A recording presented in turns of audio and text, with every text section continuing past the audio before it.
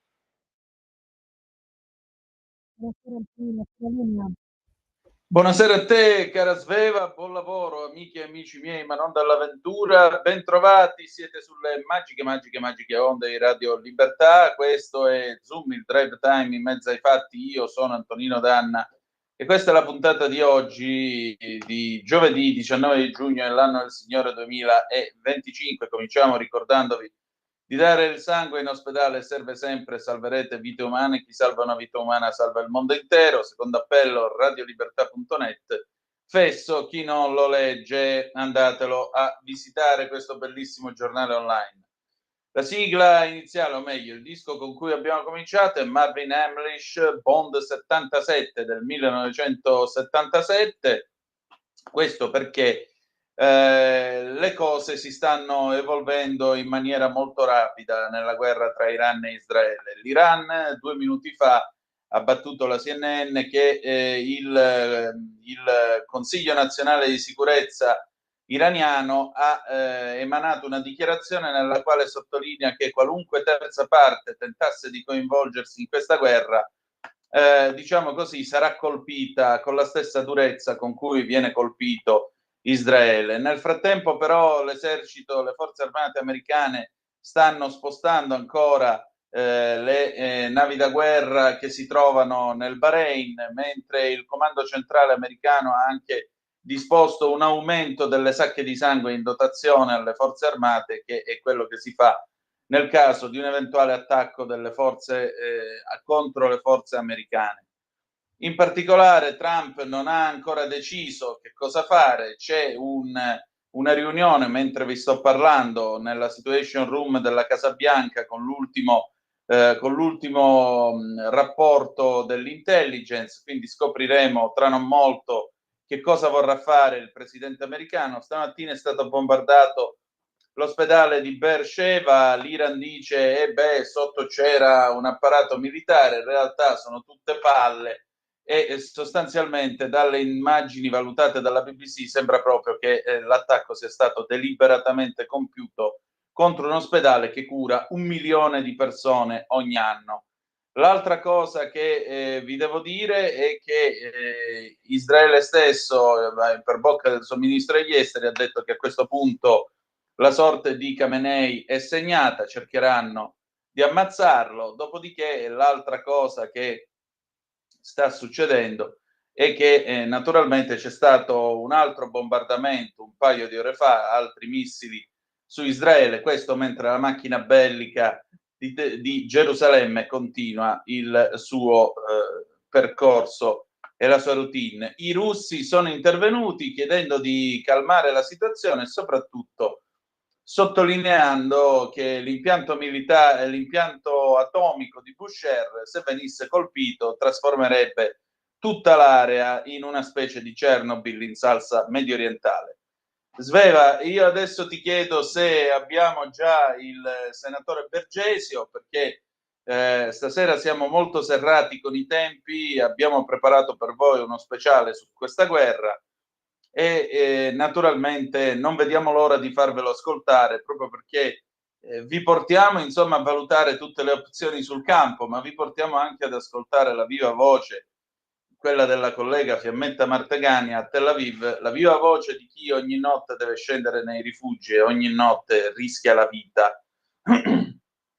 340 670 9659 per le vostre zappe, il telefono sarà aperto solo quando lo dirò io perché naturalmente stasera siamo pieni di materiale. Allora, nel frattempo manda pure per favore Diritto e rovescio di Pierluigi Magnaschi, dopodiché speriamo di avere il senatore Bergesio anche perché il tempo a mano si assottiglia.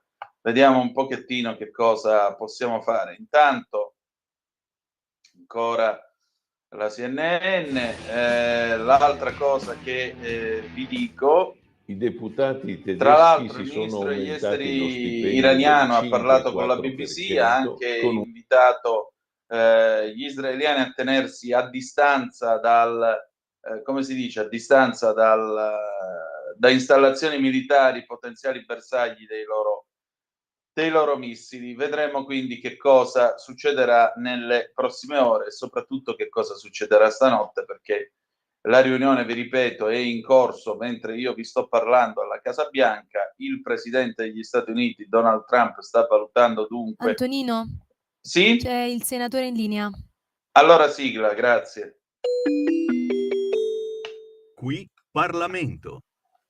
Senatore Bergesio, buonasera. Allora, avete dato ok al regolamento UE sul sostegno dei prodotti vitivinicoli e prodotti vitivinicoli aromatizzati. Cosa succede adesso? Non sento niente. Pronto? Antonino, ricollegherò Sì. il senatore quanto prima. Va bene, grazie. Vi dicevo intanto, noi continuiamo con le nostre notizie e vi dicevo cosa c'è anche l'OMS che interviene su questa vicenda perché Tedros Ghebreyesus ha scritto un post su X condannando l'attacco all'ospedale di Beersheba e in particolare ha anche citato le morti degli operatori della Luna Rossa, della Mezzaluna Rossa di Teheran. Chiediamo a tutte le parti, scrive Ghebreyesus, di proteggere... Antonino, abbiamo di nuovo il senatore. Sì, vai con la sigla. Qui Parlamento. Senatore, buonasera, ben trovato.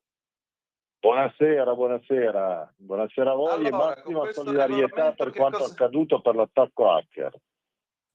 non c'è problema. Senta, Grazie. che cosa avete approvato stasera?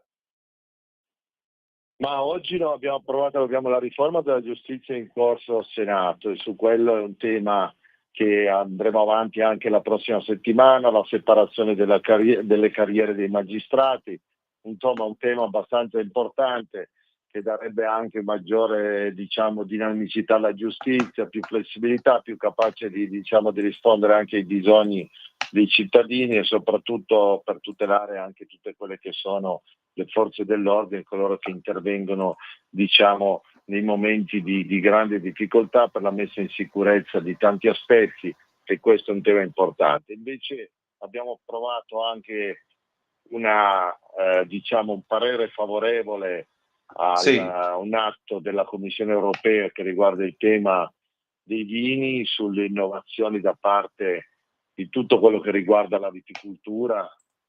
Voi sapete che è un settore che nel nostro paese vale 16 miliardi di euro e che ha avuto una produzione importante nel 2024.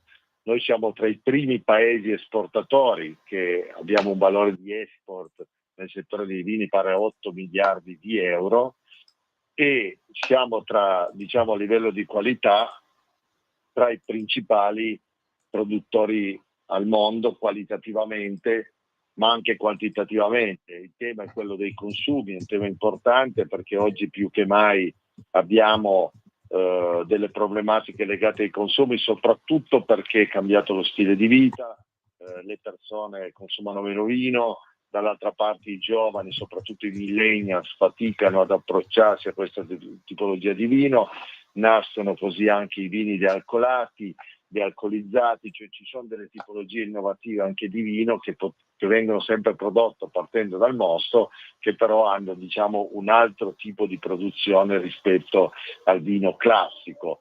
Noi su questo abbiamo anche chiesto delle azioni da parte dell'Unione Europea, di mettere delle cifre importanti per quanto riguarda la promozione e per sostenere delle campagne di informazione, soprattutto per un consumo equilibrato e consapevole del vino, però ci vuole anche la quantità di consumo, perciò che raggiunga tutte queste campagne, e anche tenuto conto del legame del vino che ha con il territorio. Il vino è enoturismo, il vino rappresenta la storia culturale di gran parte del nostro paese, ogni regione ha la sua tipologia di vino importante e rappresenta anche un presidio fondamentale alla produzione di aree, soprattutto quelle collinari, attraverso coloro che producono, attraverso i vignaioli, un presidio straordinario sia a livello di ambiente, ma anche e soprattutto di garanzia di tutela del territorio.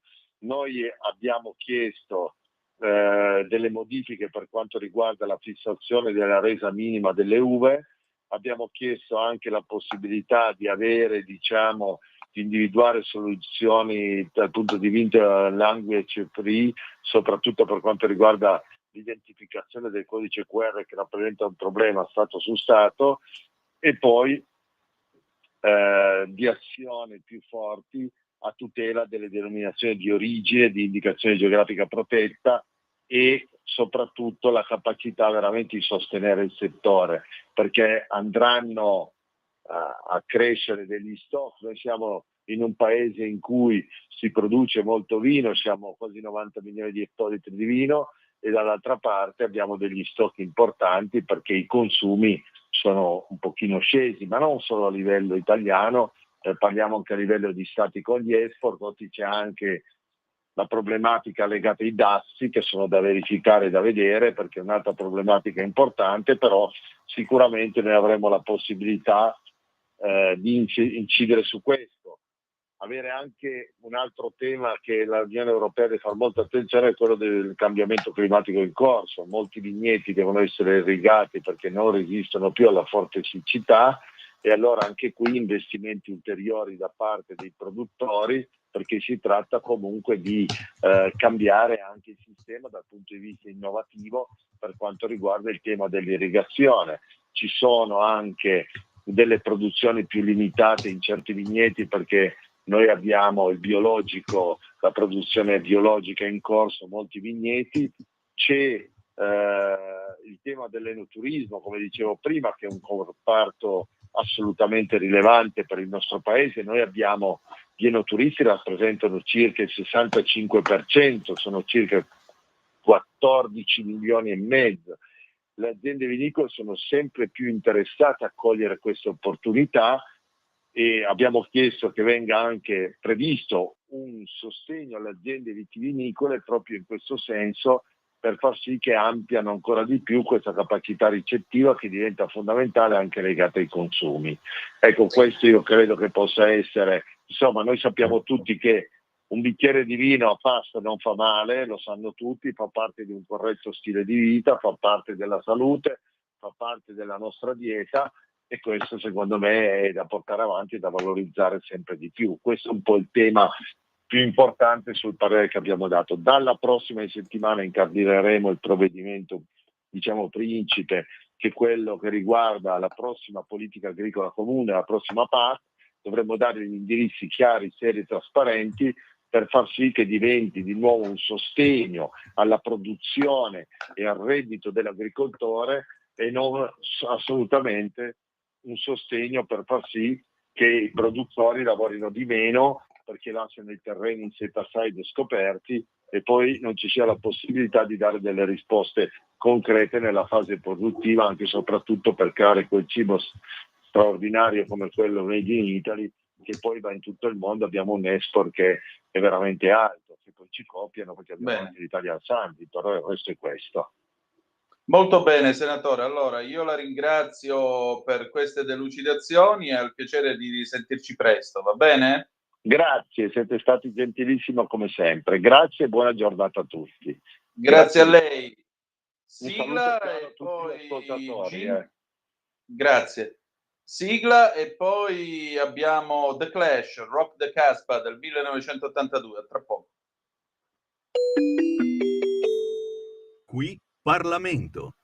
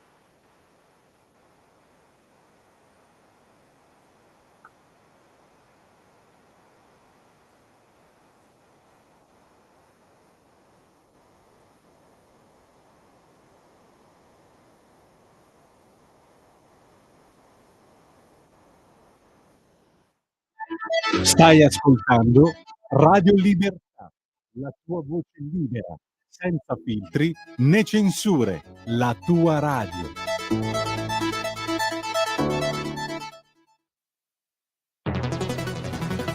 Ogni giorno migliaia di notizie ci raccontano i fatti che accadono in Italia e ogni giorno c'è una voce fuori dal coro. Quotidiano di Sicilia, il quotidiano d'Italia, l'informazione che ribalta i luoghi comuni, una vera visione dei fatti.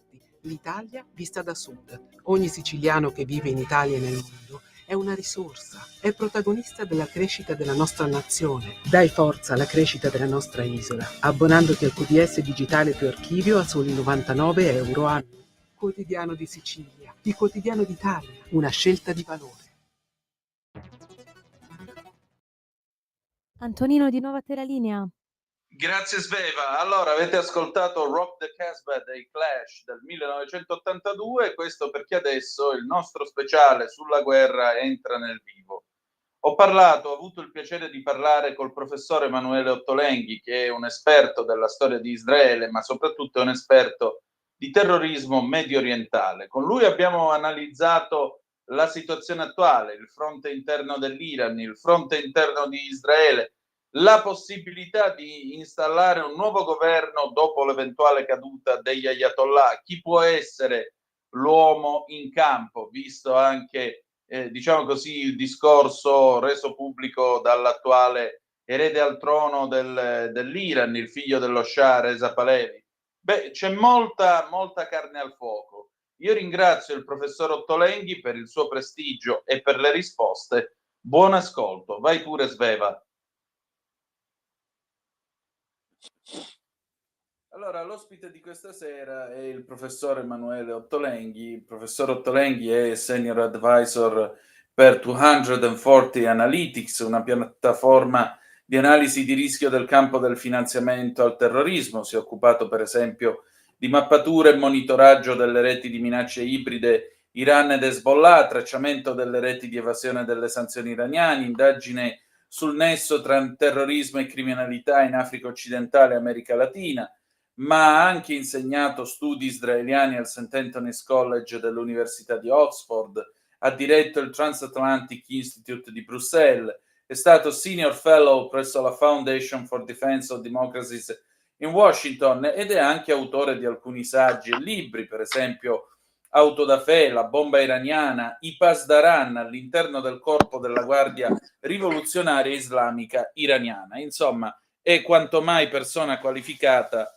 a dare un'analisi, credo, ben approfondita all'attuale momento storico e soprattutto alla lotta di Israele contro l'Iran. Professore, intanto grazie del suo tempo e ancora grazie per la sua cortesia. Partiamo proprio dai Pasdaran. Corre voce in queste ore che l'Ayatollah Ali Khamenei abbia ceduto il suo potere direttamente ai guardiani della rivoluzione. Cioè, la Repubblica Islamica sta collassando oppure no?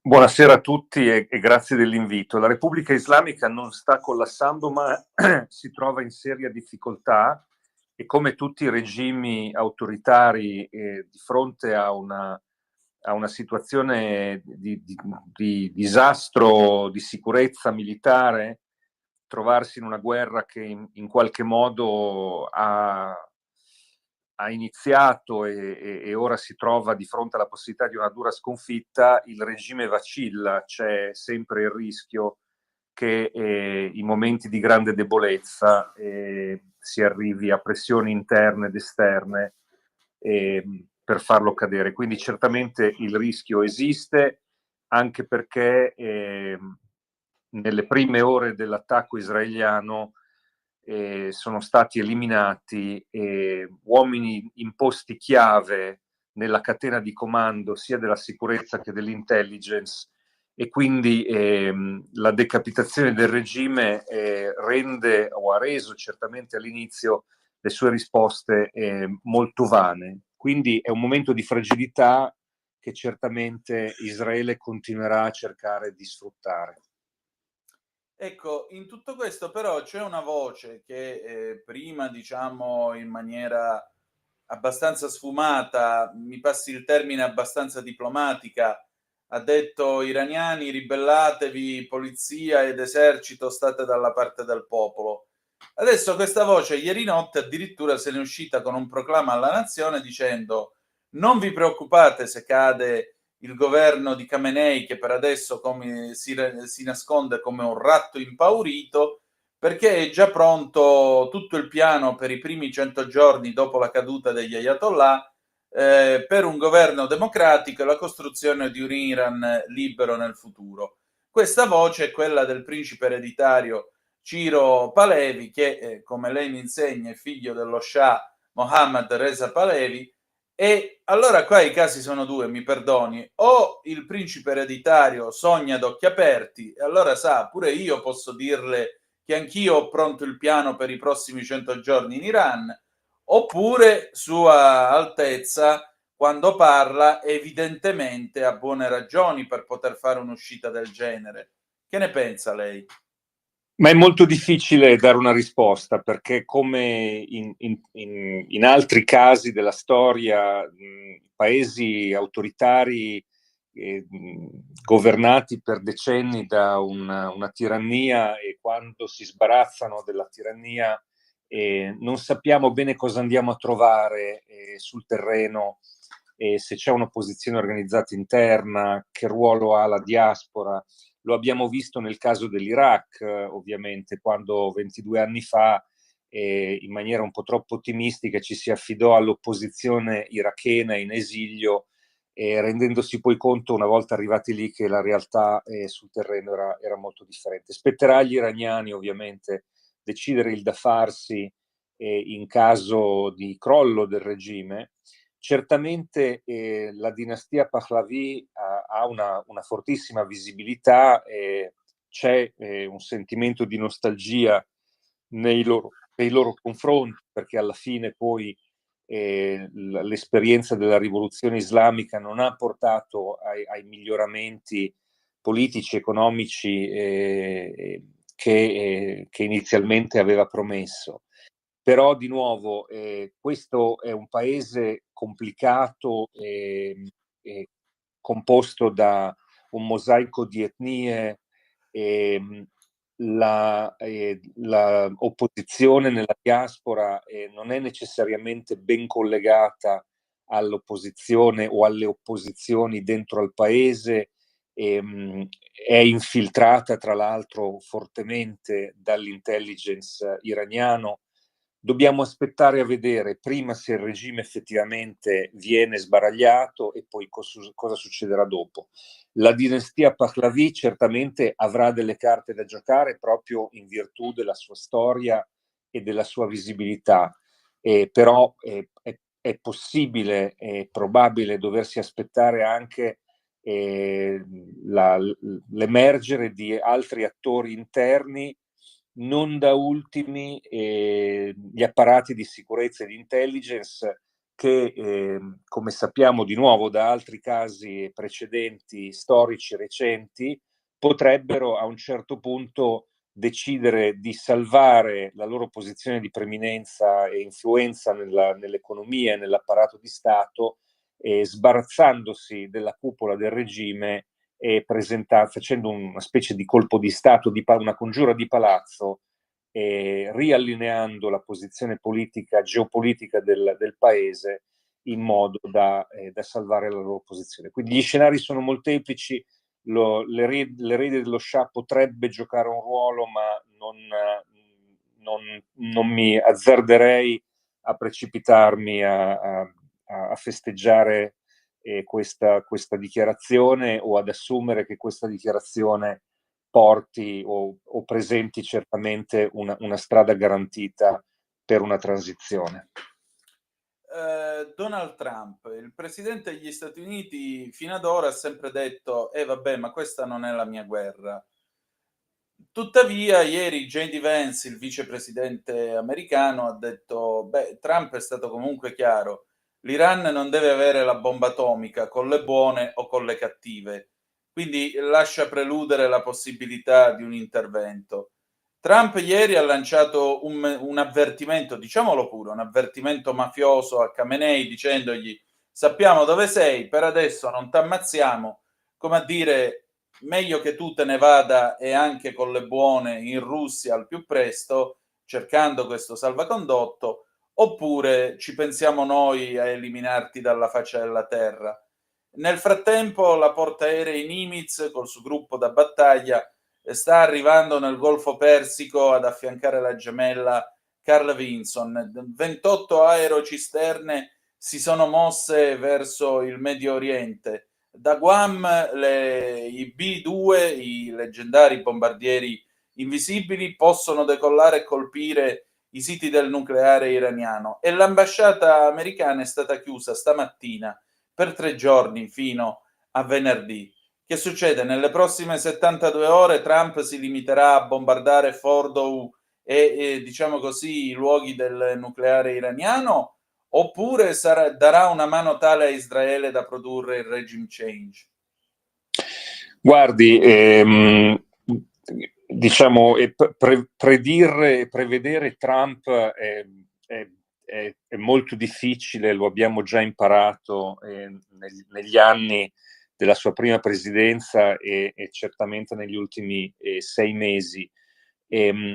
Io sottolineerei tre interpretazioni possibili e non mutualmente esclusive. La prima ovviamente è che esiste sempre l'opzione che l'Iran decida di attaccare obiettivi americani o di alleati dei paesi del Golfo nella regione, e quello che Trump e gli Stati Uniti stanno facendo è posizionare degli assetti strategici militari in maniera molto visibile per mandare un segnale molto forte all'Iran. Non lo fare, siamo pronti a entrare in campo se lo farai, con delle conseguenze devastanti per la tua infrastruttura e per il tuo regime. Questa è la prima possibilità. La seconda, ovviamente, invece, è che Trump stia utilizzando questo dispiego di forze per dare all'Iran un'ultima possibilità di uscita da questa situazione insostenibile per loro, dicendo sostanzialmente: noi siamo pronti a unirci all'attacco israeliano, sapete benissimo le conseguenze molto più devastanti ancora di un intervento statunitense contro la vostra infrastruttura nucleare, oltre che economica, militare e così via. E questa è la vostra ultima occasione per accettare le condizioni poste di fronte a voi durante i negoziati, cioè di abbandonare l'arricchimento dell'uranio e di smantellare il loro programma nucleare. Trump lo ha detto in maniera plateale e diretta in uno dei suoi tweet dell'altro ieri, dicendo tra le altre cose unconditional surrender, cioè capitolazione senza condizioni, nel suo solito stile con tutte le lettere maiuscole. E quindi questa è un'altra possibilità di dire agli iraniani: guardate, noi siamo pronti a premere il bottone, abbiamo il dito sul grilletto per darvi il colpo di grazia, negoziate. Quindi questa è la seconda possibilità. La terza, ovviamente, invece, che Trump ha deciso che in questo momento in cui gli israeliani hanno sbaragliato le forze di difesa contraeree iraniane, hanno ridotto fortemente la minaccia di missili balistici, distruggendo un numero molto significativo di rampe di lancio, riducendo l'arsenale iraniano, contenendo gli attacchi di rappresaglia, che in questo momento forse un intervento americano può portare a una conclusione molto più rapida del conflitto e porre le basi per uno smantellamento del programma nucleare. Io non credo che né Israele né gli Stati Uniti abbiano alcuna intenzione di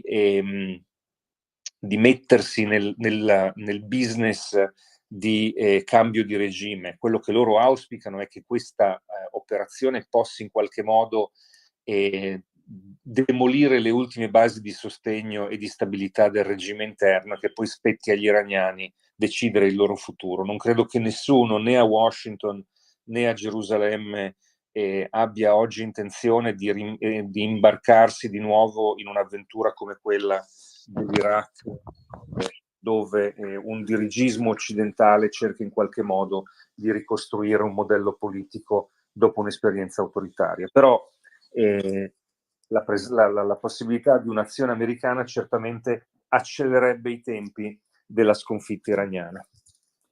Professore, però in tutto questo Khamenei ha risposto che l'Iran non si comprometterà mai, non scenderà mai a compromessi col regime sionista. Ancora nel 2025 io devo sentire usare questa odiosa perifrasi per non dire Israele, e ha detto anche che abbia inizio la battaglia nel nome del, mi pare Hassan o Adan, un leggendario condottiero islamico. E qua mi pare che le idee siano ben chiare, cioè questi vogliono combattere fino alla fine. Per cui cos'è questa? È una sorta di manifestazione di propaganda che vuole rispondere anche alle immagini che abbiamo visto di tutti degli abitanti di Teheran che scappano sulle autostrade fuori dalla città, perché chiaramente un regime finisce per perdere presa sulla popolazione, mentre tu vedi la gente che se ne scappa, e allora deve venire chiaramente il castigamatte e dire no, noi siamo fortissimi, adesso distruggeremo Israele, lo spianeremo, ne faremo un parcheggio. Tutte parole che lasciano il tempo che trovano, perché appunto la potenza e la superiorità aerea di Israele ha ampiamente smentito tutta la propaganda fino ad ora. Persino l'annunciatrice della televisione iraniana, mentre stava maledicendo Israele, neanche a farla apposta, è arrivato un missile lanciato dall'aviazione di Tel Aviv. Allora la domanda è, prima di tutto, questo è un gioco di specchi. Secondo, dov'è il vero e dov'è il falso in questo momento? Davvero Teheran vuole combattere? O siamo ormai alle ultime parole famose, un po' come il portavoce di Saddam Hussein nel 2003 che diceva stiamo vincendo la guerra, tra le risate dei giornalisti, perché nella via dietro il palazzo in cui parlava c'erano già i carri armati americani? Ma guardi, è giustissima il riferimento a Baghdad Bob, che ancora l'8 aprile del 2003 diceva che avrebbero rimandato gli americani a casa in bare, in bare in casti da morto, quando appunto i carri armati erano forte. Hitler nel bunker nell'aprile 1945 muoveva delle armate che non c'erano più, purtroppo questo è un fenomeno conosciuto nelle dittature, dove fino all'ultimo l'apparato propagandistico fa di tutto disperatamente per cercare di trasmettere un'immagine che non è assolutamente riflessa dalla realtà. Forse l'apparato propagandistico è quello che dura più in assoluto al resto di un sistema autoritario che si sta sgretolando. Loro hanno certamente la necessità di continuare a difendere assolutamente un'immagine di invincibilità e giocare sull'idea che è centrale al regime della resistenza, della capacità di resistere. Però vorrei anche segnalare un altro precedente storico che per me è significativo, e cioè che l'Iran negli anni '80, come molti ricorderanno, combatté una guerra feroce di trincea, con centinaia di migliaia di morti da ambo le parti, con l'Iraq. Sì.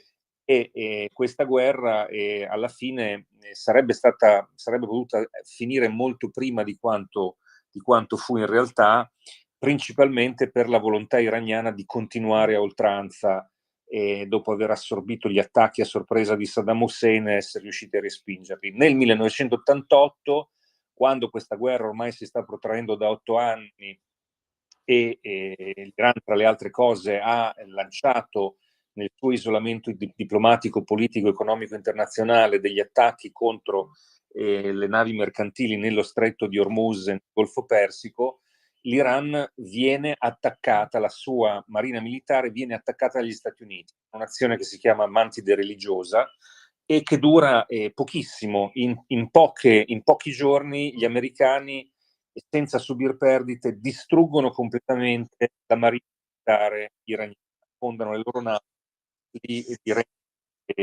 inefficaci.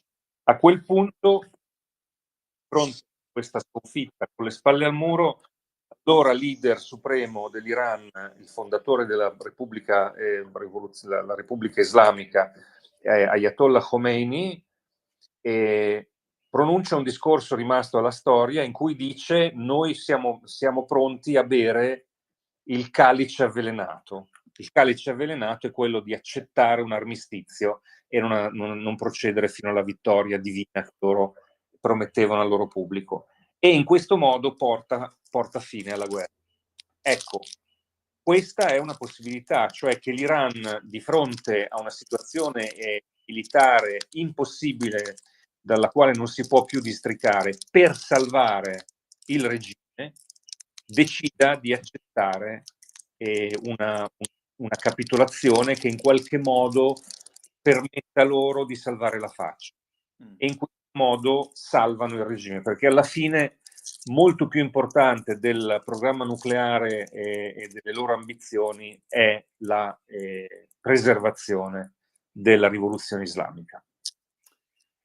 Professore, a questo punto parliamo del protagonista di tutta questa storia, che fino ad ora è rimasto sullo sfondo della nostra conversazione: Israele.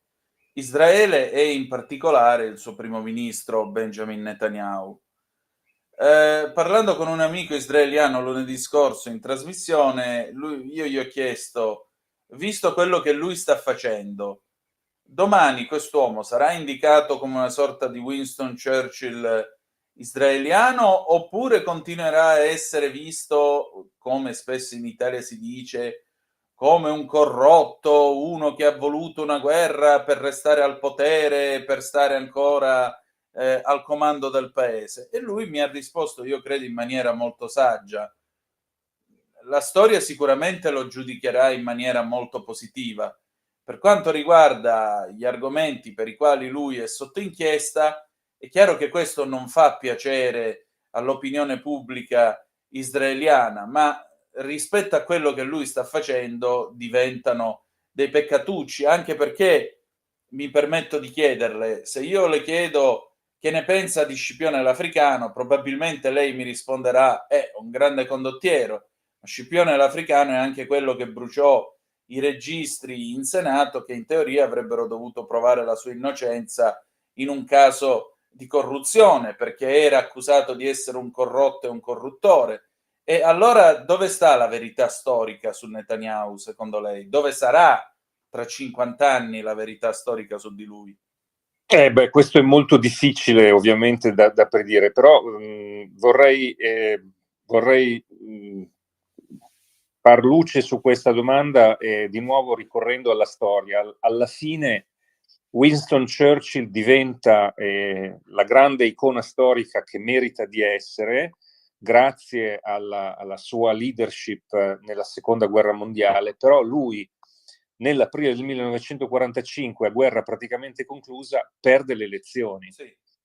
Perde le elezioni e torna all'opposizione, si ritira, poi ritornerà brevemente per alcuni altri anni, negli anni 50, a fare il primo ministro ovviamente in una situazione completamente diversa, guerra fredda, pace e austerità e crisi economica in Inghilterra, e non è più quel leone che porta l'Inghilterra dall'ora della solitudine del Blitz fino alla vittoria finale.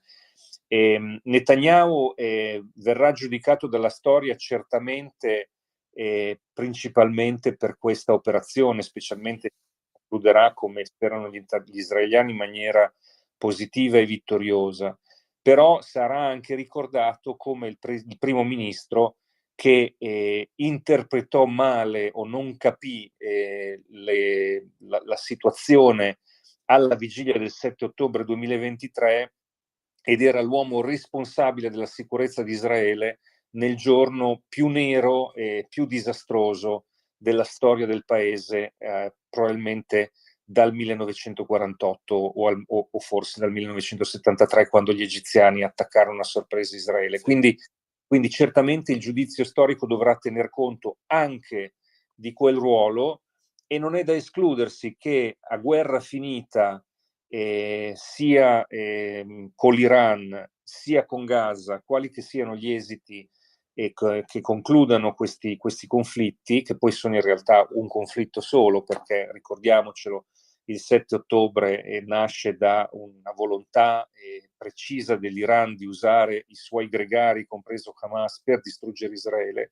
Io credo che il giudizio dell'elettorato non sarà necessariamente quello storico e peserà molto sul futuro politico di Netanyahu il suo ruolo alla vigilia del 7 ottobre. Però dobbiamo aspettare a vedere come finisce questa guerra e quale sarà il risponso delle urne quando gli israeliani torneranno a votare.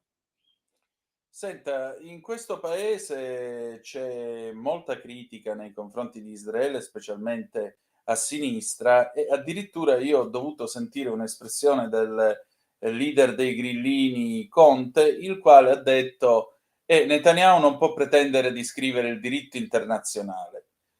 Mi è stato spesso detto, ma Israele ha attaccato uno Stato sovrano che viveva per i fatti suoi, un po' come i giapponesi a Pearl Harbor. Ora, io ho provato a fare questa equazione, cioè ho tolto l'espressione di Conte dall'espressione di Conte, la parola e il cognome Netanyahu, e ci ho messo Churchill. Cioè, se gli inglesi avessero scoperto che la Germania nazista stava costruendo un ordigno atomico, anzi 9 ordigni atomici, e Churchill avesse ordinato un raid preventivo per distruggere le basi tedesche, probabilmente Conte avrebbe detto Churchill non può riscrivere il diritto internazionale.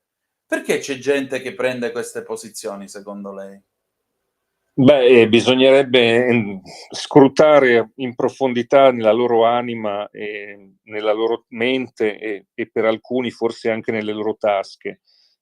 Però io credo che il fenomeno che lei ha descritto, che è certamente prevalente oggi a sinistra, ma non solo, che è prevalente non solo in Italia, ma anche in altri paesi occidentali, è un fenomeno che deriva dal fascino morboso che ancora si incontra in certe frange politiche delle società occidentali per l'autoritarismo. Cioè questi sono dei nostalgici di un sistema autoritario che si identificano e sostengono visioni politiche, sistemi politici e leader politici che sono espressioni dell'opposto dei valori della democrazia. Non c'è altro modo per chiamarlo. Questi sono persone, leader politici che noi abbiamo in Italia e in Occidente, leader politici, giornalisti, accademici, attivisti, leader di organizzazioni della società civile che, pur utilizzando il linguaggio del diritto internazionale e dei diritti umani, in realtà si fanno paladini dell'autoritarismo, del totalitarismo e di versioni moderne e con matrici ideologiche un po' diverse, ma sostanzialmente del fascismo. Non si può prendere la difesa dell'Islam politico, del radicalismo islamico, di Hamas, dell'Iran, o allinearsi al fascismo aggressivo di Putin in Russia senza in qualche modo provare un sentimento di simpatia nei confronti delle ideologie e delle visioni del mondo che questi movimenti, questi governi esprimono. Quindi purtroppo dobbiamo prendere atto che all'interno delle nostre società democratiche l'amore, la passione e la seduzione delle ideologie totalitarie ha ancora presa su molte persone, compresi i leader politici che in passato hanno ricoperto cariche istituzionali. Professore, vado a concludere questo nostro colloquio perché ho abusato anche troppo del suo tempo, però spero di averle posto almeno delle domande sufficientemente intelligenti. Le chiedo questo: opzione A, Israele vince e cade il regime iraniano, che Medio Oriente viene fuori e che fine fanno gli amichetti di Teheran, cioè Hamas, gli Houthi e Hezbollah? Hezbollah, vabbè, è bastata una telefonata, mi passi la battuta. Però Hamas soprattutto, che continua a tenersi gli ostaggi. Uno. Opzione B, Khamenei a un certo punto, fra diciamo 48 ore, quando magari davvero gli aerei americani saranno pronti ad alzarsi in volo, prende e dice dobbiamo bere ancora una volta il veleno e quindi dobbiamo chiedere un cessate il fuoco. Opzione B, però, mi sembra anche che a quel punto comincerà una corsa verso la bomba atomica che nessuno sarà in grado di fermare, o comunque non prevedibilmente vedrà gli iraniani buttarsi su questa strada in una maniera, diciamo così, corpo e anima. E allora cosa deve succedere? Guardi, l'opzione B, come giustamente lei nota, presenta delle problematiche che in parte sono già state previste e affrontate da quanto ha detto il presidente americano Trump nelle ultime 48 ore. Cioè, ormai è tempo per un accordo, quello che ci vuole è una capitolazione totale. Se questa capitolazione avverrà in maniera, diciamo, pacifica e diplomatica, con una dichiarazione di resa da parte dell'Iran, l'accettazione di un intervento immediato e massiccio all'interno del paese per mettere al sicuro le riserve di uranio, per cominciare a smantellare il programma nucleare, è tutto da vedersi. È molto più probabile che ormai si vada a concludere questa situazione con la forza, perché effettivamente è possibile, come lei dice, che il regime cerchi di salvare capre e cavoli. Per quanto all'opzione A, moltissime incertezze. Quello che credo sia abbastanza certo e si possa preconizzare con tranquillità è questo, che un Iran sconfitto con delle fortissime con un fortissimo rischio di instabilità interna e la possibilità di un rovesciamento del regime non avrà né le risorse né la capacità di continuare a sostenere i suoi gregari nella regione. Del resto lo abbiamo già visto, come giustamente lei nota, in questi ultimi 5 giorni. Hezbollah aveva una funzione primaria o 2 funzioni primarie per l'Iran prima del 7 ottobre 2023. La prima ovviamente era come strumento di espansione egemonica della rivoluzione islamica nel Levante e sul Mediterraneo, e il secondo, forse ancora più importante, era di fornire all'Iran una prima linea difensiva e uno strumento forte di dissuasione contro Israele, casomai Israele avesse voluto lanciare un attacco contro le installazioni nucleari iraniane. Bene, Khamenei e l'Iran si sono giocati questa carta troppo presto e hanno permesso a Israele di decimare Hezbollah e smantellare tutto l'arco di fuoco e il cerchio di fuoco che l'Iran aveva costruito attorno a Israele prima del momento in cui quel cerchio di fuoco sarebbe dovuto essere attivato contro Israele, cioè il momento in cui Israele avesse attaccato direttamente l'Iran. E quindi questi proxies, questi gregari si sono trovati praticamente neutralizzati.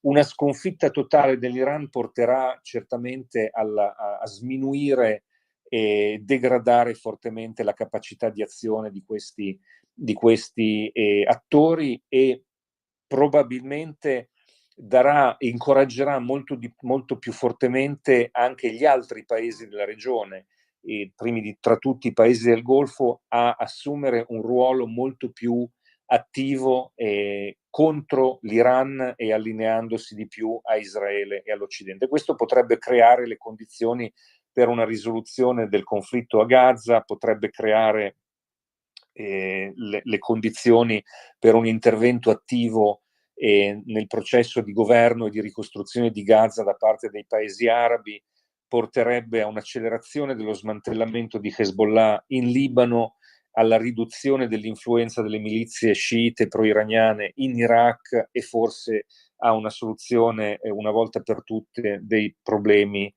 creati dalla presenza degli Houthi in Yemen. La incertezza che rimarrà ovviamente tocca molto di più quello che succederà all'interno dell'Iran e che influenza e che impatto avranno queste dinamiche interne sul resto della regione. Cioè, sopravviverà il regime. Se sopravvive, sarà un regime che decide di riallineare la propria posizione, visione geopolitica, che continuerà a essere espressione di una volontà egemonica e rivoluzionaria. Il paese rimarrà unito o si spaccherà di fronte alle istanze nazionaliste del mosaico delle minoranze che sono presenti all'interno dell'Iran e che finora sono state sostanzialmente represse dal regime? Queste sono tutte domande aperte che dipendono da troppe cose per poterle dare una predizione. Certamente ci aspettano tempi interessanti, come dice la maledizione cinese. Pienamente d'accordo. Ultimissimo, poi giuro che smetto, se no mi alzo le mani. Russia, Turchia, Cina. Se Israele vince, che succede? Se Israele pareggia, cioè se il regime non cade e beve l'amaro calice, che cosa succede in questa seconda possibilità? La Cina, la Russia e la Turchia sono paesi ovviamente autoritari, con differenze nel loro sistema interno, che hanno ambizioni imperiali nel loro estero vicino o a livello globale, che sono, come l'Iran, potenze revisioniste nei confronti dell'ordine internazionale, ma che hanno interessi diversi, non sempre allineati con l'Iran, anche se l'Iran è certamente un loro partner importante a livello strategico, militare o commerciale.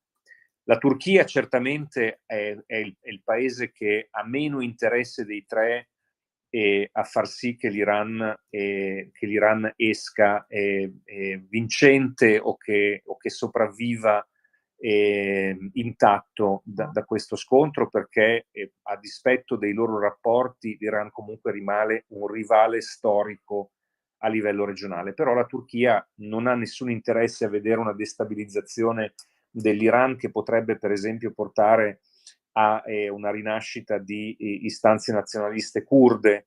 Noi ricordiamo, i curdi sono sparsi e divisi politicamente tra Iran, Siria, Iraq e Turchia orientale. Ovviamente per il nazionalismo turco questo sarebbe un problema.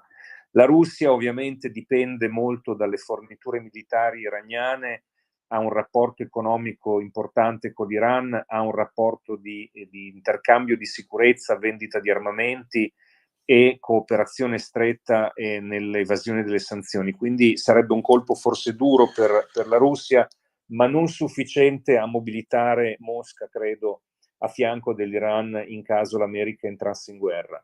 La Cina, ovviamente, anche lei ha degli interessi commerciali molto forti rispetto all'Iran, e come gli altri due paesi da lei menzionati non ha, insomma, non vede di buon occhio un trionfo occidentale nella regione, perché questo consoliderebbe l'influenza occidentale a suo discapito, però non credo che alcuni di questi paesi sia poi disposto a entrare in gioco militarmente, a partecipare a un'escalation per difendere un regime che è inviso ai più nella regione e le cui ambizioni nucleari comunque hanno un impatto destabilizzante non solo sulla regione, ma anche potenzialmente sugli interessi di questi tre paesi. Quindi credo che quello che questi tre paesi faranno, ognuno a modo suo, sarà di cercare di attutire l'impatto negativo di questo conflitto sul futuro della rivoluzione islamica e del regime, ma che certamente non si strapperanno le vesti per salvarlo. Molto bene, grazie. Un grande piacere, grazie dell'ospitalità. Antonino di nuovo a te la linea. E rieccoci alle 19, 12 minuti e 55 secondi. Il presidente Trump riferisce alla BBC che a sua volta cita la sua partner americana CBS, si sarebbe convinto all'intervento, amiche e amici miei, ma non dall'avventura. Ecco il colpo di scena che tutti stavamo aspettando. Il presidente Donald Trump, batte la BBC, è stato informato sia sui rischi che sui vantaggi del bombardamento dell'impianto nucleare di Fordo. Questo è quanto svariate fonti dicono al partner americano della BBC, CBS News. E il suo ordine di idee è che distruggere questo impianto è necessario. Lui ritiene che non ci sia molta scelta, dice una fonte alla BBC, e in particolare, eccomi qua, scusate perché intanto è uscito un altro aggiornamento, finire il lavoro significa distruggere Fordow. Come abbiamo riferito, il presidente Trump ha pesato negli ultimi giorni l'eventuale coinvolgimento degli Stati Uniti nel conflitto. Ha detto ai giornalisti ieri, mercoledì, che non aveva ancora preso una decisione finale. Questa mattina la CBS, mattina ovviamente ora americana perché lì sono le 13:14 in questo momento, Trump stava ancora valutando le opzioni e non aveva preso una decisione finale. Adesso però pare proprio che quella decisione ci sia. Probabilmente gli americani si limiteranno solo a lanciare le loro bunker buster, le loro bombe distruggi bunker su Fordow, che è il cuore e peraltro era il sito più segreto del programma nucleare iraniano. Ci sono dentro le centrifughe che producono l'uranio arricchito. Vi ricordo che gli iraniani erano arrivati a 400 tonnellate di uranio arricchito, ben oltre il 60%. Vi ricordo ancora che dentro ai reattori per uso civile non si va oltre il 5%, quindi capisco tutte le obiezioni che si possano fare, ma è evidente che questo propellente non era certo per scopo civile. Adesso noi passiamo alla seconda parte del nostro speciale. Io vi chiedo intanto, Sveva, per favore, abbiamo una fotografia di Tel Aviv, di Allenby Street, che è stata scattata dalla nostra Fiammetta Martegani, che come sapete è una collega, lei scrive per il Foglio e Avvenire, lavora al museo locale di Tel Aviv perché è una donna di ottima cultura, un'esperta d'arte, oltre che una bravissima e coraggiosa giornalista. E lei, eccola qua, questa è Tel Aviv praticamente deserta nei giorni dei bombardamenti, e poi ci ha mandato 2 video. Vediamo il primo video. Nel primo vedrete la devastazione causata nel centro di Tel Aviv da un missile iraniano. Nel secondo invece vedrete l'ospedale di Beersheva, che vi ricordo è stato colpito questa mattina. Sveva, vai pure col primo video.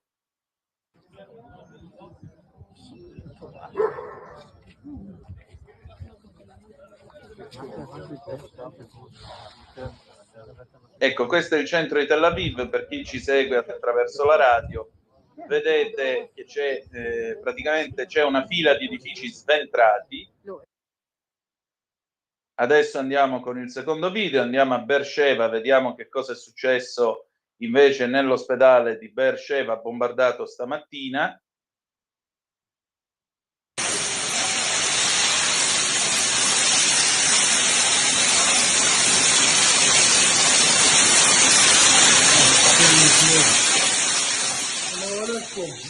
Lo descrivo per chi ci segue attraverso la radio. Praticamente tutti i rottami sono venuti su dal tetto, c'è una parte sfondata, poi ci sono i paramedici che fanno zig zag insieme alle persone, insieme ai parenti dei pazienti, evidentemente in mezzo ai rottami. Vi ripeto, questo è un ospedale che cura 1 milione di persone l'anno, ebrei, arabi, musulmani, quello che volete voi, e i beduini del deserto. A questo punto diamo voce, andiamo a Tel Aviv, diamo voce direttamente alla collega Fiammetta Martegani, che ringrazio per il suo coraggio e per la sua disponibilità, e ascoltiamo che cosa succede a Tel Aviv ogni giorno da una settimana. Sveva, vai pure. Allora, io ho il privilegio di ritrovare Fiammetta Martegani, coraggiosa collega che scrive tra Avvenire, Il Foglio e altre testate. Lei vive a Tel Aviv, in realtà nella vita lei si occuperebbe anche di cultura al locale museo. E Fiammetta, io intanto ti voglio ringraziare del tuo tempo e capisco che siamo in una situazione molto contingentata. Come stanno andando le cose a Tel Aviv intanto? Com'è l'umore? Beh, diciamo che l'umore, dovessi fare un paragone rispetto a una situazione che conoscete in Italia, è quello del lockdown subito da ridosso del Covid, diciamo quello pesante, sì, che ha colpito tra l'altro l'Italia per prima. Quindi scuole chiuse, tutto chiuso tranne gli alimentari e i negozi che forniscono beni di prima necessità. Si vive in casa.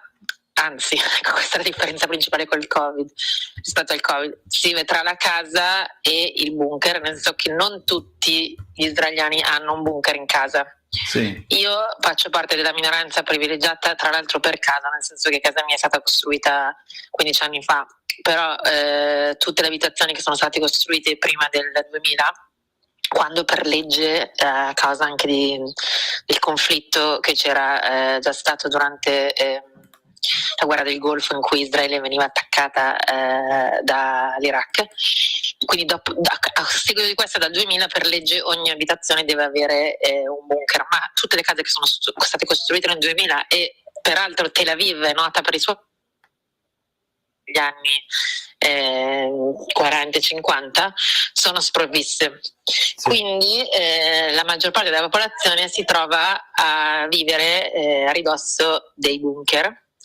In realtà, sempre a causa del conflitto di cui parlavamo prima, Tel Aviv e tutta Israele, diciamo, la di rifugi pubblici è altissima.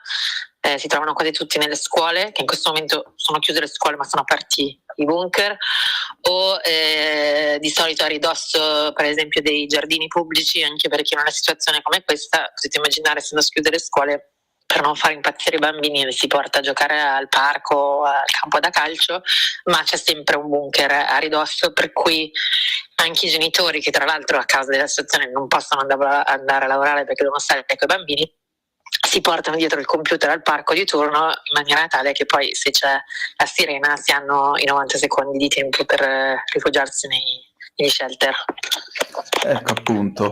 Diciamo così, tu hai ben descritto l'atmosfera che c'è nei rifugi, diciamo quelli pubblici, non tanto quelli privati. Mi vengono in mente immagini che, per quanto mi riguarda, risalgono a più di 80 anni fa, racconti sfumati di Seconda guerra mondiale. E appunto, sì. Nei rifugi c'era chi pregava, chi imprecava, chi faceva. Io addirittura invece ho visto un video dell'AP, in un rifugio ballavano la salsa, un lui e una lei, tra i sorrisi dei presenti. Lo spirito degli israeliani è noto per essere tenace, sì. Per cui intanto man mano che passano i giorni si è sempre più organizzati, quindi la gente ha proprio portato i materassi, i cuscini, c'è chi prova tra una sera e l'altra di andare a casa a farsi la doccia, mettersi il pigiama e andare al rifugio.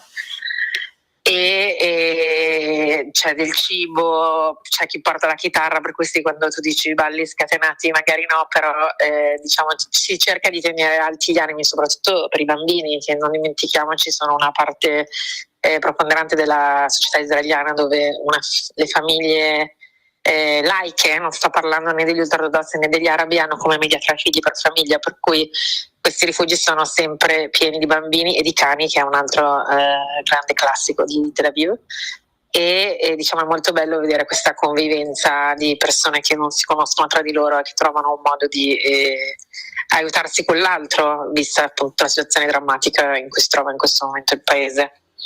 Ecco, tu parlavi dei bambini, mi ricordo l'estate scorsa quando mi hai dato un'intervista per il mio libro sul 7 di ottobre, tu mi hai raccontato che praticamente la mattina all'alba, anzi la notte, tuo figlio faceva irruzione nel lettone. Come vivono i bambini questa situazione adesso? E purtroppo i bambini israeliani sono nati cresciuti con questo tipo di situazione, perché in realtà prima ancora del conflitto in corso ora con l'Iran, il conflitto con Gaza è aperto dal 2007, da quando Hamas ha preso potere nella striscia, ed è da allora che Tel Aviv Israele viene bombardata regolarmente da anni, quindi chiunque in questo momento è un bambino è nato vivendo in questo tipo di situazione e entrando e uscendo dai bunker. Diciamo che però la novità rispetto al passato è che i danni che sono stati recati da missili balistici inviati dal regime totalitario iraniano nell'ultima settimana non si erano mai riscontrati rispetto agli ultimi 15 anni di conflitto con Hamas. Purtroppo i missili puntano indiscriminatamente su tutta Israele, dal nord al sud, e cercando di indirizzare in particolar modo i centri abitati e i civili, e tra questi la città che in assoluto viene più bersagliata è Tel Aviv, per 2 ragioni. La prima, che a Tel Aviv si trova la Kiryat, l'esercito israeliano. Infatti non a caso sono state colpite pesantemente oggi, cioè in questi ultimi giorni, ma oggi pesantemente la zona di Ramat Gan e della borsa, che è molto vicina a questo headquarter. E l'altra ragione per cui viene colpita Tel Aviv è anche perché rappresenta non il centro politico ma il centro economico e culturale di Israele, quindi i danni dal punto di vista economico a Startup Nation, dal punto di vista culturale al turismo, che ovviamente negli ultimi 20 mesi è assente, ma negli anni era stato, diciamo, uno dei di Israele oltre all'high tech, sono danni che ci vorranno anni per essere arginati, perché in questo momento le strade di Tel Aviv ricordano quelle di Beirut, e quindi ricostruire la città avrà un ingente peso economico.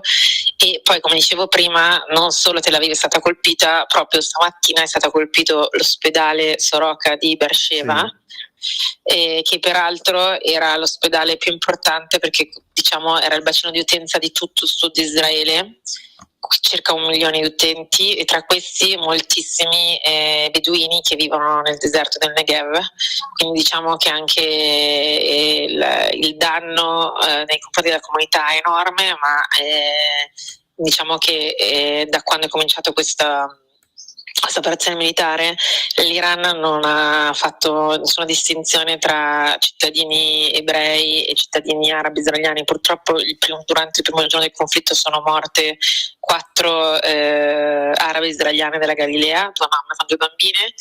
I missili spesso non riescono a essere intercettati, soprattutto nel territorio del West Bank, dove fortunatamente non è ancora morto nessun palestinese, ma sono molti i missili che sono precipitati appunto in Cisgiordania.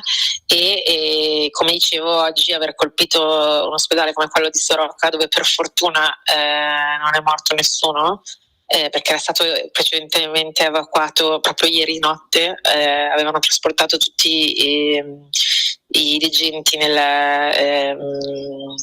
garage sotterraneo dell'ospedale, però vorrà dire che per chissà fino a quando la popolazione del sud di Israele, come dicevo anche la comunità beduina, non potrà essere curata come era sempre stato fino ad ora. Ecco, a maggior ragione l'altra cosa che ti dico è questa: come la gente vive a livello politico tutto questo? Cioè, questi attacchi hanno unito la popolazione o c'è quello che dice no, basta, sarebbe il caso di trattare, di mediare, non dico arrenderci perché non credo proprio, ma non sarebbe il caso di trattare con l'Ayatollah Khamenei e chiuderla qui questa partita?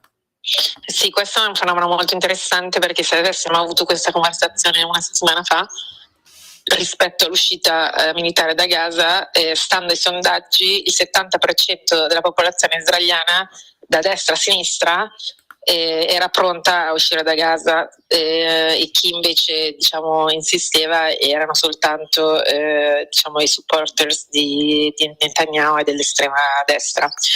In un certo senso la situazione si è ribaltata da quando è iniziata questa nuova operazione militare, e tutti gli israeliani da destra a sinistra sono uniti all'unanimità, convinti che questa operazione deve essere portata avanti dal mio punto di vista per 2 ragioni principali. La prima, quella più sul breve periodo, è che dopo 20 mesi di conflitto a Gaza con Hamas, da cui non si riesce comunque a uscire dall'impasse, anche perché Hamas non ha mai accettato nessuno degli accordi proposti dalla Casa Bianca, per in qualche modo arginare questo tsunami, l'unico modo per spegnere questo alluvione d'acqua è quella di chiudere il rubinetto, e il rubinetto è l'Iran.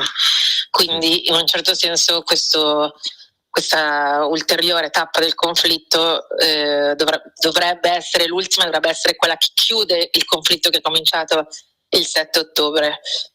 Questo, come dicevo, sul breve. Sul lungo periodo, e questo penso che unisca ancora di più gli israeliani, la Repubblica Islamica dell'Iran, il regime, è individuata come un po' l'origine di tutti i conflitti che in realtà colpiscono Israele non dal 7 ottobre ma da quando è stato fondato il regime. Sì, dal 79. Esatto, e quindi in un certo senso, se si vuole veramente se si vogliono ricostruire gli equilibri regionali così come era prima del 79, l'unico modo è riuscire a mettere fine al regime degli Ayatollah.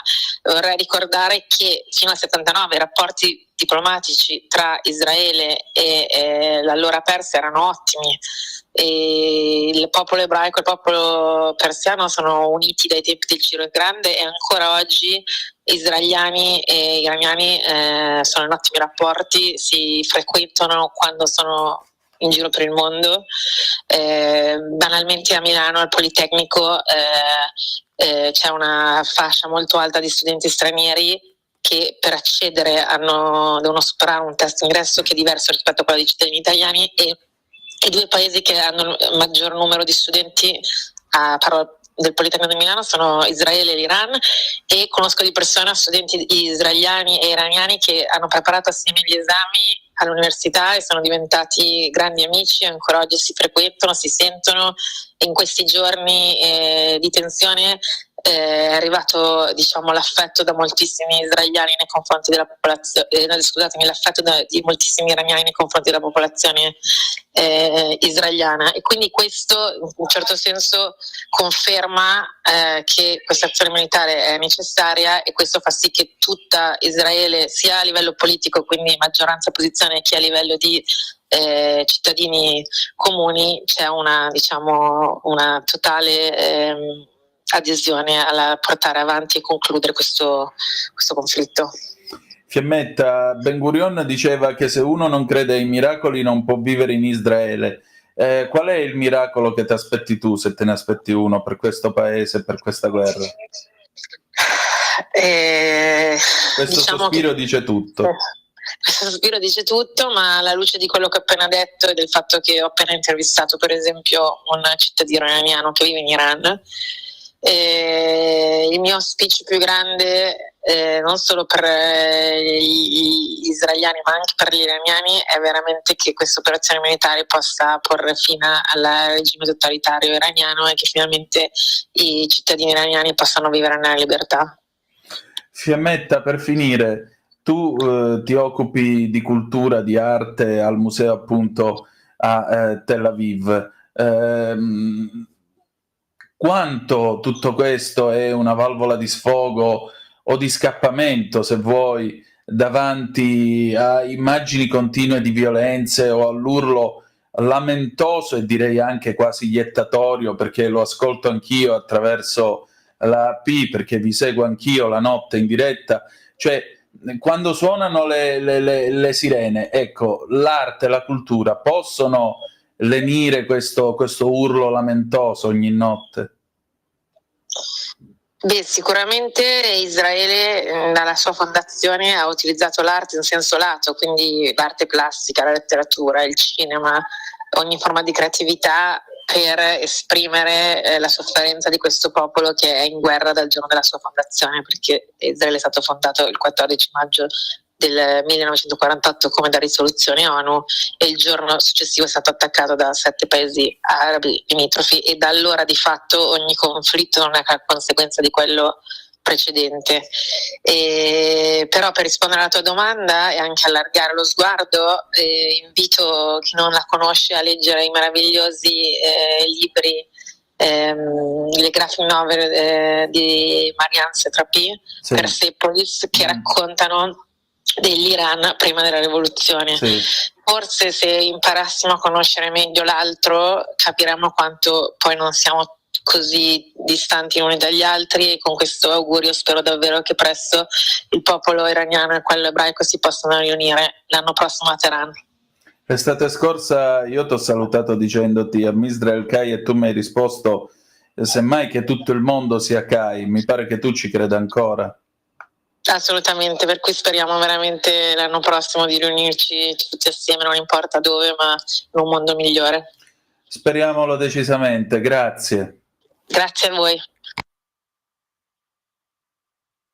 A te la linea. Grazie Sveva, grazie a Fiammetta Martegani soprattutto per il suo coraggio, per la testimonianza che ci ha offerto questa sera. Alle 19:34 minuti e 2 secondi apriamo il telefono allo 0292947222, perché così questi ultimi 10 minuti li vogliamo dedicare a riflettere sulle testimonianze che abbiamo ricevuto. Da un lato la testimonianza dal vivo di Fiammetta Martegani, dall'altro lato le analisi del professor Ottolenghi, che naturalmente ha guardato, insomma, ha dato un'occhiata alla situazione generale. Intanto vi voglio segnalare, sempre a proposito del fatto che Trump si sarebbe convinto a distruggere il sito atomico di Fordow, un'analisi che viene pubblicata sempre sulla BBC, cioè molti analisti Antonino, scusa, c'è un sostengono... ascoltatore in linea. Pronto, chi è là? Pronto? Non sento niente. Lo riprendo? No. Sì, grazie. Dicevamo, vediamo un attimo se riusciamo ad avere questo ascoltatore, perché io non ce l'ho in cuffia, quindi non credo si sia sentito. Aspettiamo un attimo. Antonino, tu vai pure avanti. Benissimo, allora vi stavo dicendo, questa analisi pubblicata dalla BBC dice proprio questo, che grandi quantità di uranio arricchito si ritiene che siano nascosti e custoditi dentro questo bunker di Fordow che si trova sotto le montagne Antonino, della lo catena. riabbiamo? Pronto? Ciao Antonino, sono Nando di Pioltello. Ciao Nando, dimmi. Ma sai che io da qualche giorno ho una fantasia un po' perversa, perché stavo pensando una cosa, no? Intanto è la prima volta nella storia che i nemici di Israele bombardano Gerusalemme. Essendo musulmani, Gerusalemme dovrebbe essere immune, no? E Già. quindi penso che i musulmani sunniti avranno un motivo in più per odiare i musulmani sciiti d'ora in avanti. Ma quelli sono cavoli loro. La mia fantasia è un po' perversa, è una domanda che mi sono fatto. Se uno di questi missili iraniani dovesse colpire la cupola sulla roccia, sul monte del Tempio, che succede? Sarebbe una bella occasione anche per rivedere la legge israeliana dello status quo e restituire il monte del Tempio al culto ebraico, i Gush Emunim che vogliono ricostruire il terzo Tempio. E a questo punto voglio vedere chi glielo impedisce. Sono un po' perverso, Ciao. Ma guarda, è effettivamente una cosa molto delicata. Certo è che se venisse colpita la cupola della roccia, che se voi tra l'altro andate su YouTube la potete vedere, basta cercare la stringa AP Jerusalem con la J, con la I lunga. Ecco, voi potete vedere questa webcam che è puntata giorno e notte proprio sulla spianata del Tempio e sulle mura vecchie di Gerusalemme e si vede specialmente nel buio questa cupola dorata che brilla nell'oscurità.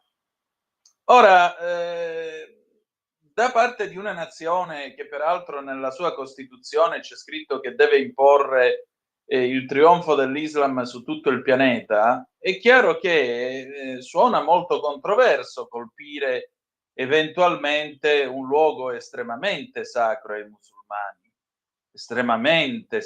musulmani come la cupola della roccia. E in quel caso le cose Antonino, c'è un'altra chiamata. Sì, pronto, chi è là? Andrebbero malissimo. Chi è là? Eccomi, Michele Caruso. Ciao Michele, dimmi. Non una chiamata qualsiasi, ma il punto di Michele Caruso che è immancabile in Zoom, il drive time, mezzi e fatti su Radio Libertà, la talk radio per eccellenza, è vero Antonino? Vai pure, sei sempre il benvenuto. Dulcis in fundo, ecco qua, un saluto noblesse oblige, madame monsieur, comment ça va bien, come al solito. Vado. Très bien. Oh là là, mi fa piacere. Il punto di Michele Caruso. Molta Sicilia, con Borsellino e il suo sguardo rivolto ai giovani e Tomasi di Lampedusa, con il capolavoro Il Gattopardo e le vicende della nobile famiglia Sarina durante il Risorgimento. La ferocia dei social, in un articolo uscito su 7, il magazine di Corriere della Sera, di Chiara Lalian Meldoletti, il tema del rispetto per costruire ponti e non muri, il dialogo che aiuta a crescere invece di distruggere. Gli anni 30 e il New Deal, la crisi di Wall Street come risposta alla grande crisi che c'è stata sotto il vulcano per chi ama i temi ambientali, del filosofo e saggista Telmo Pievani, e infine una poesia di Pasolini, così che nessuno sospettava perché di solito si studia il romanziere del Polo Pasolini, che anche se non si arriva a trattare spesso nei programmi di letteratura italiana, rimane un autore amato da giovani e giovanissimi. Ecco, sono le stesse tracce che hanno incontrato sui banchi di scuola per la maturità, che non si dimenticherà mai, con le quali sono confrontati oltre 500.000 studenti. La Premier Giorgia Meloni ha detto: fate un bel respiro, è stato il suo incoraggiamento, arrivare a testa alta, state fieri di voi stessi. Sbaragliate dunque tutte le previsioni che puntavano sull'intelligenza artificiale, su D'Annunzio, sui femminicidi, sul cambio di ipotetici e sulle guerre mondiali.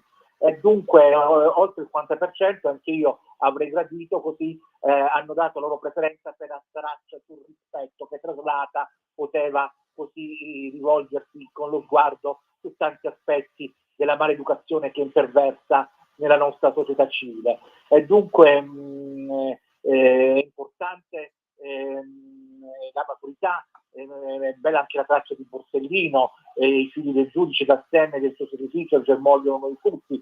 Sono stati snobbati alcuni autori lenti della letteratura, ma comunque Pasolino, poeta, è senz'altro qualche cosa di nuovo, di inedito. Per non parlare poi di quel pezzo del programma a cui si arriva in Ada, ed è interessante per le implicazioni economiche e sociali che ebbero in quel momento negli anni a venire le innovative politiche di Roosevelt. Ho già detto del Gattopardo, da questo tratto il film di Visconti, celeberrimo romanzo di Tommassi di Lampedusa. Ecco, è importante anche poi la traccia sui social, sulla ferocia, perché le aggressioni che probabilmente mettono al riparo della paura che tutti possiamo compiere a fini orribili, anche se si capisce la reazione quando sei direttamente colpito, meno la necessità di manifestare il sdegno e il disgusto senza darsi tempo e spazio per farsi domande e capire. Concludo che invece oggi c'è stata la seconda prova scritta a seconda dell'indirizzo scelto, e dunque al classico che ho frequentato ci si è confrontati con un brano tratto da Cicerone, dalla De Amicizia, una versione dal latino dove così si rifletteva sul sentimento della retore su una questione così delicata e così profonda come l'amicizia, che supera anche l'amore perché non finisce mai ed è un sentimento che si lega nell'aspetto più profondo. Poi in matematica invece c'era una prova di logica su Cartesio, una riflessione su la prime canzoni di Battiato La Pura all'artistico. Ecco, dunque, un tuo pensiero sulle tracce, sul brano di Cicerone di Amicizia sarebbe gradito. Da Michele Caruso, buona serata. E allora, niente da dirti, insomma, mi sembra che come tema di italiano hanno accontentato un po' tutti.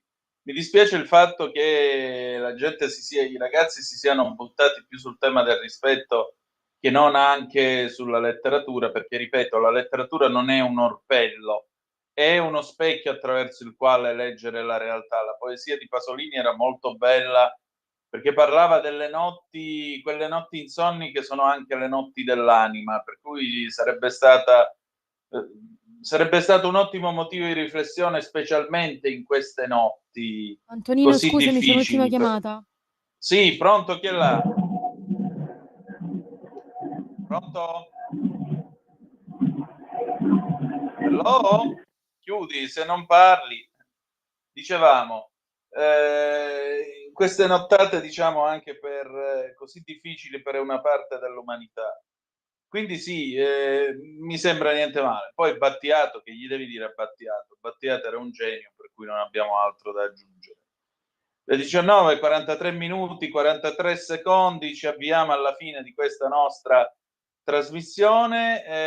Allora, nel corso di batte la BBC adesso, che nel corso di un briefing stampa della Casa Bianca, l'addetta stampa Caroline Leavitt ha letto un messaggio che arriva direttamente al presidente Trump. La Leavitt dice, tra le informazioni sul fatto se gli Stati Uniti saranno direttamente coinvolti nel conflitto tra Israele e Iran, Trump dice che sulla base del fatto che c'è la possibilità sostanziale di negoziati che potrebbero o non potrebbero avere luogo in Iran con l'Iran nel prossimo futuro, prenderò la mia decisione se andare avanti o non andare avanti, cioè se attaccare o meno, nelle prossime 2 settimane. Quindi Trump la butta in tribuna per il momento e la CNN dice anche che il presidente riceverà e terrà dei briefing di intelligence con il National Security Council ogni giorno per i prossimi giorni, secondo un orario che, diciamo così, secondo un piano operativo che è stato reso pubblico dalla Casa Bianca.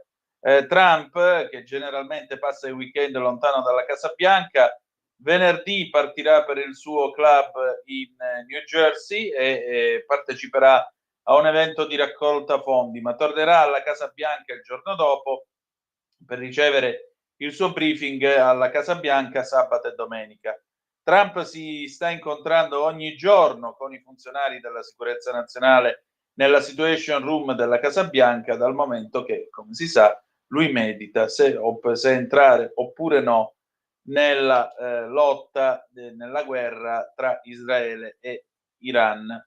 Per cui Trump per adesso la butta in tribuna e naturalmente vedremo che cosa succederà, a meno che lui non abbia già deciso e stanotte gli aerei partono, si alzano in volo e vanno a bombardare Fort Hood.